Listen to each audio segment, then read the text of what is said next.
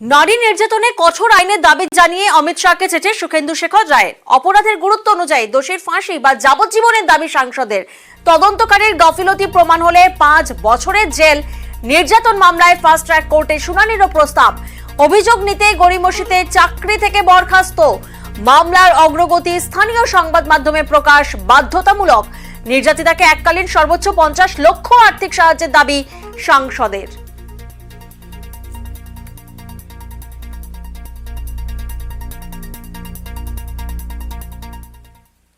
আরজি করে তাণ্ডব আসলে মূল বিষয়কে অন্যদিকে ঘোরানোর চেষ্টা। অভিযোগ নিহত তরুণী চিকিৎসকের বাবার।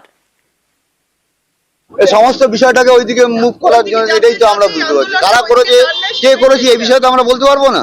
এত আমার মেয়ে এবং ছেলে রাস্তায় নেমেছিল, একটা মেয়ে এত দুর্বিষহ ভাবে সেদিন অস্বস্তি ভাবে ছিল, আমার দেখে অন্তত ভয় লাগছিল ও মেয়েটার আমার মেয়েটার মতন অবস্থা হবে না। আমার খুবই খারাপ লাগছিল। চিকিৎসক খুনের ঘটনায় প্রথম থেকেই গুরুত্ব দিচ্ছিলেন মুখ্যমন্ত্রী। সঠিক পথে তদন্তের জন্যই সিবিআইকে দায়িত্ব। মন্তব্য আরজি করে নিহত চিকিৎসকের বাবার। উনি প্রথম থেকেই চেষ্টা করছিলেন বিষয়টাকে গুরুত্ব দেওয়ার জন্য এবং গুরুত্ব দিচ্ছেন, এটাও আমি দেখতে পাচ্ছি। উনি তো সিবিআই কে দেবেন বলেছিলেন, কিন্তু আমরা আগে থেকেই সেটাকে সিবিআই যাতে হ্যান্ড ওভার হয়, কোনো সমস্যা তৈরি না হয়, সেজন্যই আমরা সিবিআই কে দিই। আরজি করের ঘটনার প্রতিবাদে অনেকেই পথে নেমেছে। তারা সকলেই ছেলে মেয়ের মতো। এই লড়াই সাহস বাড়িয়েছে।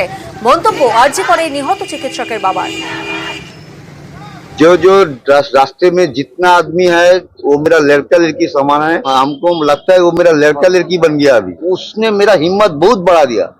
हमको इसलिए लगता है कुछ ना कुछ मिलेगा हमको। सीबीआई निश्चयই কাজ করছে, দেখতে পাচ্ছি, এটাই বলতে পারি। রাস্তায় লক্ষ লক্ষ কোটি কোটি আমার ছেলে মেয়ে নিচে রাস্তায় নামছে, সবাই কিন্তু নির্দল, মানে কোনো পক্ষ থেকে নামছে না। যদি কোনো পক্ষের লোক হয় সেও কিন্তু খালি হাতে রাস্তায় নামছে প্রতিবাদ করার জন্য। নিজের বোন, নিজের দিদি মনে করেই রাস্তায় নামছে।